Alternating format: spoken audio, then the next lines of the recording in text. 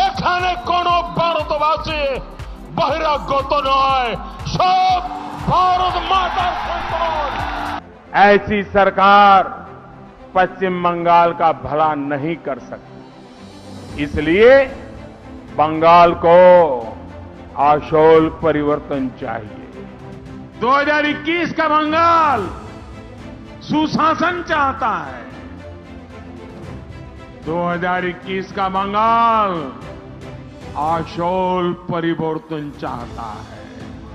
ये बीजेपी की double engine की सरकार ही दे सकती है। बांग्लार दरकार बीजेपी सरकार। यही ताकत सोनार बांग्ला की प्रेरणा बनेगी। बिस्मिल्लाहिर रहमानिर रहीम। सुप्रिय दर्शक, आपनादेर साथे आछि आमि जुबायर हासान। आजकेर आलोचनार शुरूतेई पश्चिमबंगे निकट अतीतेर निर्वाचनगुलोते बीजेपीर पारफरमेंस निये आलोचना करब। बीजेपी 2011 सालेर पश्चिमबंग विधानसभा निर्वाचने कोनो आसन लाभ करते पारेनि। एरपर 2014 सालेर लोकसभा निर्वाचने पश्चिमबंगेर जन्य निर्धारित 42टी आसनेर मध्ये मात्र एकटी आसने जयलाभ करते सक्षम हय। एरपर आबार 2016 सालेर विधानसभा निर्वाचने 294टी आसनेर मध्ये मात्र 6टी आसन लाभ करे। अर्थात बीजेपी 2011 থেকে 2016 साल पर्यन्त अनुष्ठित मोट 3टी निर्वाचनेই लज्जाजनकभाবে पराजय बरण करे। किन्तु पश्चिमबंगेर निर्वाचने बीजेपी एत खराब फलाफल करार परेও कखनोई हाल छाड़ेনি। तारा पश्चिमबंगेर क्षमता दखले ভিশন 2021 এর লক্ষ্য পূরণে আরও বেশি পরিশ্রম করে গেছে। তারা তাদের সহযোগী সংগঠন আরএসএস এর পশ্চিমবঙ্গ শাখার সাংগঠনিক কার্যক্রমকে জোরদার করেছে। তাদের অঙ্গ সংগঠনগুলোকেও রাজ্যে ব্যাপক তৎপরতা দেখাতে থাকে। বিজেপির হাইকমান্ড পশ্চিমবঙ্গের তৃণমূল ও বামফ্রন্টের অনেক নেতাকর্মীদের নিজ দলে টেনে আনতে থাকে। বিজেপির এসব প্রচেষ্টার শুভ ফলাফল তারা 2019 সালের লোকসভা নির্বাচনে পায়। সে নির্বাচনে পশ্চিমবঙ্গের জন্য নির্ধারিত 42টি আসনের মধ্যে প্রথমবারের মতো 18টি আসন বিজেপি লাভ করে। অর্থাৎ 2014তে ছিল 1 আর 2019-এ এসে হয়ে গেল 18। এবং সেই সাথে গোটা পশ্চিমবঙ্গ জুড়ে ওই 2019 সালের নির্বাচনে তাদের ভোট প্রাপ্তির হারও ছিল 40% উপরে। এমনই এক প্রেক্ষাপটে বর্তমান 2021-এর নির্বাচনের প্রাক্কালে এসে বিজেপিকে এক স্ট্রং ও অর্গানাইজ দল হিসাবে মনে করা হচ্ছে। 2019-এর নির্বাচনী সাফল্যকে তারা 2021-এ পূর্ণাঙ্গ রূপ দিতে চাইছে। তাহলে বিজেপি এত শক্তিশালী ও জনপ্রিয় দল কি কারণে হলো, এই প্রশ্ন এসে যায়। এমন কৌতূহলী প্রশ্নের উত্তর হলো, বিগত 10 বছরের তৃণমূলের শাসনামলে পশ্চিমবঙ্গে অপর কোনো আঞ্চলিক বিরোধী দল শক্তিশালী হয়ে উঠতে পারেনি। যে কোনো গণতান্ত্রিক পদ্ধতিতে শাসক দলের বিপরীতে একটা শক্তিশালী বিরোধী দল থাকে যারা ছায়া সরকারের কাজ করে। কিন্তু পশ্চিমবঙ্গ বামফ্রন্ট ও কংগ্রেস সেই ভূমিকা পালনে ব্যর্থ হয়েছে। ফলে অ্যান্টি মমতা অ্যাটমসফিয়ারে একটা শূন্যতা বিরাজ করতে থাকে।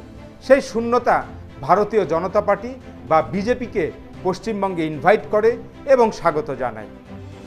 এবার পশ্চিমবঙ্গে বামফ্রন্টের পতনের কথা কিছুটা বলি। দেখুন, ইংরেজিতে একটা কথা আছে, change yourself or destroy like a dinosaur. অর্থাৎ নিজেকে খাপ খাইয়ে নাও, নতুবা তুমি বিরাট ডাইনোসরের মতো হারিয়ে যাবে। পাক্কা রাজনীতিবিদরা হলেন চরম অভিযোজিত প্রাণী। তারা দ্রুতই জনতার সেন্টিমেন্টের সাথে নিজেদেরকে খাপ খাওয়ান।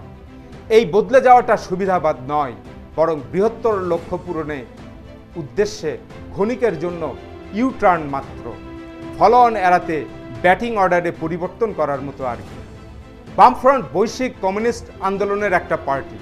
তাদের এককালের মুরব্বী হয় চীন নয়তোবা রাশিয়া, এই দুটোতেই আর এখন কমিউনিজম নেই। পশ্চিমবঙ্গে যে স্লোগান চলেছে, আমার নাম তোমার নাম ভিয়েতনাম ভিয়েতনাম, সেটাও আর বাস্তবতাই নেই। অন্যদিকে বামফ্রন্টকে অনেকে আদর্শের দিক থেকে কমিউনিস্ট চীনা মনোভাবাপন্ন বলে মনে করে থাকে। কিন্তু সমস্যা হলো, ভারতের জনমত তো চীন বিরোধী, সুতরাং এই প্রভাবটা বামফ্রন্টের উপরেই গিয়ে পড়েছে। সুতরাং এই প্রতিকূল অবস্থার সাথে পশ্চিমবঙ্গ বামফ্রন্ট নিজেকে অভিযোজিত করতে পারেনি, খাপ খাওয়াতে পারেনি। বামফ্রন্ট রাজনৈতিক অঙ্ক কষতে ভুল করেছে। দেখুন, বিজেপি ভারতের যে কোনো রাজনৈতিক অঙ্কের সমীকরণ মেলাতে প্রথমেই সেই অঙ্ককে পাকিস্তান দিয়ে গুণ করে, যদি উত্তর না মেলে তবে এরপর সেই অঙ্ককে চীন দিয়ে গুণ করে। অথচ এর বিপরীতে বামফ্রন্ট রাজনৈতিক খেলায় তেমন দক্ষতা দেখাতে পারেনি। এতে করে পশ্চিমবঙ্গে গত 10 বছরে বামফ্রন্ট দুর্বল হয়েছে, জনসমর্থন কমেছে। অন্যদিকে আরেকটি বড় দল কংগ্রেসের অবস্থাও পড়ন্ত। অতএব পশ্চিমবঙ্গে মমতা বিরোধী সেন্টিমেন্টের এক শূন্যতা, হতাশা বিরাজ করছিল। সেই গ্যাপ পূরণে বিজেপি সচেষ্ট হয়েছে। বিজেপির ভারতীয় জাতীয়তাবাদের বিপরীতে বামদের আদর্শিক চেতনা হেরে যাচ্ছে। একইভাবে কংগ্রেসের ধর্মনিরপেক্ষতাবাদও বিজেপির সাম্প্রদায়িক রাজনীতির কাছে হেরে যাচ্ছে। নরেন্দ্র মোদী সমগ্র ভারত জুড়ে এখন একজন জনপ্রিয় ব্যক্তিত্ব। ভারতীয় জাতীয়তাবাদী রাজনীতির প্রাণ পুরুষ তিনি। তার ইমেজ রাজ্যে রাজ্যে ছড়িয়ে পড়ছে। এই মোদি ইমেজ ও মোদি ম্যাজিকের মোকাবেলায় বামফ্রন্ট বা কংগ্রেসের তৎপরতা তেমন কোনো ইফেক্ট ফেলতে পারেনি। এর ফলে পশ্চিমবঙ্গের রাজনীতিতে বিজেপি একটা ড্রাইভিং সিটের অবস্থায় রয়েছে। এবার আমরা আলোচনা করব যে যে কারণে 21-এর পশ্চিমবঙ্গ নির্বাচনে নরেন্দ্র মোদী তথা বিজেপি জয়লাভ করতে পারে। প্রথম কারণ, বিজেপি বলছে পশ্চিমবঙ্গের উন্নয়নের জন্য, আসল পরিবর্তনের জন্য, সোনার বাংলা গড়ে তোলার জন্য ডাবল ইঞ্জিন সরকার দরকার। অর্থাৎ কেন্দ্রে আছে বিজেপি সরকার, এই পশ্চিমবঙ্গ রাজ্যেও বিজেপি সরকার চাই। তাহলে এই দুই সরকার মিলে ডাবল ইঞ্জিন সরকার হবে। তারা ভোটারদের বলছে 1977 থেকে 2011 সাল পর্যন্ত বামফ্রন্ট 34 বছর পশ্চিমবঙ্গ শাসন করেছে, কিন্তু কেন্দ্রীয় সরকার তো ছিল অন্য দলের। আবার তৃণমূল 2011 থেকে 2021 সাল পর্যন্ত ক্ষমতায় আছে, এই 10 বছরেও তো কেন্দ্রে সরকার ছিল অন্য দলের। অর্থাৎ তারা বোঝাতে চাচ্ছে পশ্চিমবঙ্গের সবগুলো সরকারই সবসময় কেন্দ্রে বিরোধী দলীয় ছিল। সুতরাং এবার একটা সুযোগ এসেছে, কেন্দ্রে আছে বিজেপি সরকার আর রাজ্যেও চাই বিজেপি সরকার। এই ডাবল ইঞ্জিন সরকার পশ্চিমবঙ্গে আসল পরিবর্তন করবে, সোনার বাংলা গড়ে তুলবে। দ্বিতীয় কারণ, বিজেপির অন্যতম একটা স্ট্রেংথ হলো সোশ্যাল মিডিয়ার পাওয়ারটা তাদের দখলে। তাদের সুসংগঠিত টিম প্রতি ঘন্টায় 50 লাখ মেসেজ পাঠাতে সক্ষম। এছাড়া প্রিন্ট ও ইলেকট্রনিক মিডিয়াতে তারা যথেষ্ট এগিয়ে। তাদের ফাইন্যান্সিয়াল স্ট্রেংথও রয়েছে, এস্টাবলিশমেন্টের সাথে তাদের বোঝাপড়া ভালো। এসব মিলিয়ে তাদের প্রচারণা ভালো, একেবারে অ্যাগ্রেসিভ মার্কেটিং করে যাচ্ছে তারা। অতএব এত বিরাট শক্তির বৃহৎ দলের বিপক্ষে তৃণমূলের মতো আঞ্চলিক দলের পেরে ওঠাটা সত্যিই কঠিন। মমতা একা কতটুকু প্রতিরোধ করতে পারবেন তা এখন দেখবার বিষয়। তৃতীয় কারণ, মিস্টার নরেন্দ্র মোদীকে মিসেস মমতা ব্যানার্জি বারংবার আউটসাইডার বলে প্রতিষ্ঠিত করতে চাইছিলেন। বিজেপি নাগপুরের দল, গুজরাটের দল, দিল্লির দল ইত্যাদি বলে প্রচার করে বেড়াচ্ছিলেন। একই সাথে নিজের দল তৃণমূলকে লোকাল ব্র্যান্ড হিসাবে জনগণের নিকট উপস্থাপন করে চলছিলেন। আউটসাইডার নামক এই ডিসঅ্যাডভান্টেজটা দূর করতে নরেন্দ্র মোদী যথেষ্ট পরিশ্রম করেছেন। তিনি তীব্র ভাষায় এসবের কাউন্টার জবাব দিয়েছেন। তিনি জোর গলায় বলছিলেন সবাই ভারতীয়, এখানে কোনো বহিরাগত নয়। মমতা ব্যানার্জিকে এই মৌখিক উত্তর দিয়েই নরেন্দ্র মোদী থেমে যাননি। তিনি বাস্তবধর্মী ও কার্যকরী কিছু পদক্ষেপও নিয়েছিলেন। তিনি পশ্চিমবঙ্গের বাঙালিদের মাঝে নিজেকে রবীন্দ্রনাথ ঠাকুরের অনুসারী বলে তুলে ধরেন, বাংলায় ভাষণ দিতে থাকেন, পহেলা বৈশাখ ও দুর্গাপূজার মতো ইভেন্টগুলোতে নিজেকে সামিল করেন। সেই সাথে পশ্চিমবঙ্গের অতীত রাজনৈতিক ইতিহাসকে শ্রদ্ধা বড় স্মরণ করতে থাকেন আর বেশি বেশি করে পশ্চিমবঙ্গের অতীত বীরদের গুণকীর্তন করতে থাকেন এবং তাদের জন্ম বা মৃত্যুবার্ষিকীগুলোতে সাড়ম্বরভাবে পালন করতে থাকেন। পশ্চিমবঙ্গের বরেন্দ্র ব্যক্তিদেরকে নিজেদের দলের আদর্শিক নেতা হিসাবে ঘোষণা করতে থাকেন। নেতাজি সুভাষচন্দ্র বসু কার, এই নিয়ে তৃণমূলের সাথে শোডাউন করার প্রতিযোগিতায় লিপ্ত হয়ে পড়েন। এসব শোডাউনে বিজেপি ব্যাপক লোক সমাগমের প্রস্তুতি নেয়। বিজেপির এসব কর্মকাণ্ড নির্বাচন উপলক্ষে হঠাৎ করেই শুরু হয়নি, বরং স্বয়ং প্রধানমন্ত্রী আরও কয়েক বছর আগে থেকেই ধারাবাহিকভাবে এসব কাজ করে যাচ্ছিলেন। এভাবে মিস্টার নরেন্দ্র মোদী আউটসাইডার ইস্যুটাকে ট্যাকেল করার চেষ্টা করেছেন। তার এই প্রচেষ্টা কার্যক্ষেত্রে সফল হলে তিনি ইলেকশনে ভালো রেজাল্ট করবেন। চতুর্থ কারণ, বিজেপির বিজয় লাভের আরেকটা কারণ হতে পারে যে তারা তৃণমূলের বিরুদ্ধে যেসব দুর্নীতি, অনিয়ম, চাঁদাবাজি ও মাস্তানির অভিযোগ রয়েছে তা ভীষণভাবে হাইলাইটস করছে। এক্ষেত্রে বিজেপির হোমওয়ার্কটা ভীষণ মজবুত। নরেন্দ্র মোদীর ভাষণের স্ক্রিপ্ট রাইটারও ভালো।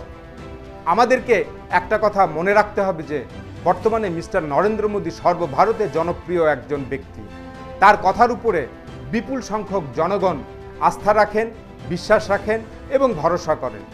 তিনি এখন ভারতীয় জাতীয়তাবাদের আনপ্যারালাল লিডার। সুতরাং তার কথার একটা ইফেক্ট নিশ্চয় আছে। তৃণমূলের বিরুদ্ধে তিনি যেসব অভিযোগ করছেন তা ভোটারদেরকে প্রভাবিত করতে পারে। যেমন বিজেপি ও মিস্টার মোদী বলছেন সারদা নারদার কেলেঙ্কারির কথা, তৃণমূলের স্থানীয় নেতাকর্মীদের বিরুদ্ধে কাটমানি, তোলাবাজি ও আফফানের ত্রাণ বিতরণের অনিয়মের অভিযোগ করছেন তিনি। মমতা ব্যানার্জির ভাইপো অভিষেক ব্যানার্জির স্ত্রী রুজিরার কয়লা কেলেঙ্কারির কথা বলা হচ্ছে। সেই সাথে তৃণমূলের স্থানীয় নেতাকর্মীদের দাদাগিরি ও মাস্তানির কথা তুলে ধরা হচ্ছে। পঞ্চম কারণ, তৃণমূলের বিরুদ্ধে বিজেপির আরেকটি অভিযোগ হলো পরিবারতন্ত্র ও একনায়কতান্ত্রিকতার বিষয়। বিজেপি ভারতীয় রাজনীতিতে কংগ্রেসকে গান্ধী পরিবারের একনায়কতন্ত্র ও পরিবারতন্ত্রের বিরুদ্ধে সমালোচনা করে সফল হয়েছিল। সেই একই কৌশল মমতার বিরুদ্ধেও প্রয়োগ করছে।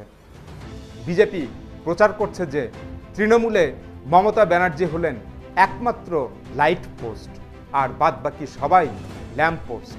অর্থাৎ তৃণমূল পার্টিতে একজনই নেত্রী হলেন মমতা ব্যানার্জি, আর বাকিরা কিছুই নয়। ষষ্ঠ কারণ, এবারের পশ্চিমবঙ্গের নির্বাচনে রেকর্ড ভেঙে সর্বোচ্চ 8 দফায় ভোট গ্রহণ চলেছে। এই প্রক্রিয়া বিজেপিকে সুবিধা করে দিবে। তারা বুথ ম্যানেজমেন্ট ভালো করতে পারবে। ভারতীয় কেন্দ্রীয় বাহিনী ও নির্বাচন কমিশনের ভোটের দিনগুলোতে সর্বোচ্চ দায়িত্ব পালনে সক্ষম হবেন। সপ্তম কারণ, বিজেপি পশ্চিমবঙ্গের তৃণমূল নেতাকর্মীদেরকে নিজেদের দলে ফেরানোর প্রকল্প হাতে নিয়েছিলেন। তাতে তারা যথেষ্ট সফলও হয়েছিলেন। তাছাড়া নানান পেশার সেলিব্রিটিদের দলে ফেরানোর কৌশলটাও নিয়েছিলেন। মিঠুন চক্রবর্তী সহ অনেক তারকারা বিজেপিতে যোগ দিয়েছিলেন। অর্থাৎ BJP has use the technique of importing talented face and prominent figure. বিজেপির এই স্ট্র্যাটেজি কাজে দিতে পারে। অষ্টম কারণ, বিজেপির জয়ের আরও একটা কারণ হতে পারে পশ্চিমবঙ্গের রাজনীতিতে ভাইজান আব্বাস সিদ্দিকীর ইন্ডিয়ান সেকুলার ফ্রন্ট বা ISF এর উত্থান। এটা নিশ্চিত রূপেই মুসলিম ভোট ব্যাংকে ভাগ বসাবে, যা গত 2 নির্বাচনে তৃণমূল একচেটিয়াভাবে পেয়ে আসছিল। নবম কারণ, 21-এর পশ্চিমবঙ্গ নির্বাচনে বিজয়ের মালা মিস্টার নরেন্দ্র মোদীর গলায় উঠবার আরেকটি কারণ হতে পারে মথুয়া কমিউনিটির ভোট। এই কমিউনিটি বিধানসভার 40-50টা সিটে জয় পরাজয়ের ভাগ্য নির্ধারণ করে। সুতরাং তারা ওই 40-50টি সিটে ভোটের অন্যতম একটি ফ্যাক্টর। তাদের প্রধান দাবি নাগরিকত্ব লাভ করা। অভিযোগ করা হয় মমতা ব্যানার্জি তাদেরকে জায়গা, জমি, বাড়ি, ঘর, রেশন কার্ড ইত্যাদি সবই দিয়েছেন, কিন্তু নাগরিকত্ব দেননি। অন্যদিকে বিজেপির second in command Amit Shah ঘোষণা দিয়েছেন সিটিজেনশিপ অ্যামেন্ডমেন্ট অ্যাক্টের আওতায় মথুয়া কমিউনিটিদের নাগরিকত্ব দেওয়া হবে। অতএব এই মথুয়াদের ভোট বিজেপির পক্ষে গেলে 40-50টা সিটে বিজেপি তৃণমূলের চেয়ে এগিয়ে থাকবে। দশম কারণ, বিজেপির বিজয়ের দশম কারণটি হতে পারে তৃণমূলের বিরুদ্ধে মুসলিম তোষণ নীতির অভিযোগ।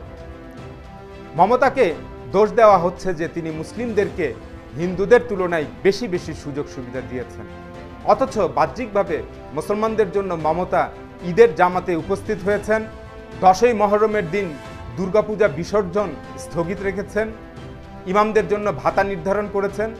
এসব কাজগুলো সংখ্যাগুরু হিন্দু জনগোষ্ঠীর অনেকের চক্ষুশূল হয়েছে। তারা হিন্দু মুসলিম বিভাজন রেখা টানার একটা চেষ্টা করেছে।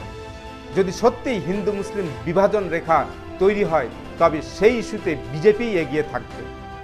সুতরাং এসব পয়েন্ট একসাথে বিজেপির পক্ষে ক্লিক করলে বিজেপি জয়লাভ করবে। তবে সব পয়েন্ট যে একসাথে ক্লিক করবে তা নাও হতে পারে। সপ্তম দফার নির্বাচন শেষে 80% উপর ভোট পড়েছে। করোনা মহামারীর মধ্যেও এত বিপুল সংখ্যক লোকের ভোট দেওয়াটা কিসের ইঙ্গিত দিচ্ছে? মেরুকরণ এবং একটা সুনামির মতো ফলাফল? দেখা যাক কি হয়। একদিকে মমতা ব্যানার্জি জয় বাংলা স্লোগান তুলে একাই লড়ে যাচ্ছেন, অন্যদিকে জয় শ্রীরাম স্লোগান তুলে মিস্টার নরেন্দ্র মোদীর নেতৃত্বে অমিত শাহ, জেপি নাড্ডা, সায়ন্তন বসু, দিলীপ ঘোষদের নিয়ে গঠিত একটি সমন্বিত দল কাজ করছে। তবে আরেকটা বিশেষ পয়েন্টের দিকে নজর দিই। অতীতের নির্বাচনী ইতিহাসে দেখা গেছে রাস্তায় বেশি লোক থাকলে কিংবা বিরাট বিরাট মিডিয়া কাভারেজ পেলেই তাকে সম্ভাব্য বিজয়ী দল হিসাবে গণ্য করাটা অনেক সময় ভুল হয়। ভোটের ফলাফল সব হিসেব নিকেশ পাল্টে দেয়। অতএব no prediction on this 2021 West Bengal বিধানসভা ইলেকশন। হ্যাঁ, তবে একটা কথা নিশ্চিতভাবেই বলতে পারা যায়, আর তা হলো এবারের নির্বাচনে বিজেপি ঠেকাতে মিসেস মমতা ব্যানার্জিকে এত কঠিন পরীক্ষার মুখোমুখি হতে হতো না যদি তিনি বামফ্রন্ট, কংগ্রেস ও আব্বাস সিদ্দিকির আইএসএফ এর সাথে জোট গঠন করতেন। তবে সেই 4 দলীয় জোট বিজেপিকে টাফ ফাইট দিত, কিন্তু তা হয়নি। মমতা ব্যানার্জি নিজের একলা চলো নীতির উপরেই বিশ্বাস রেখেছেন। যা হোক, দর্শক ও পর্যবেক্ষকদের তুলনায় খোদ রাজনীতিবিদরাই তাদের করণীয় কাজ ও বেস্ট অপশন সম্পর্কে ভালো জানেন।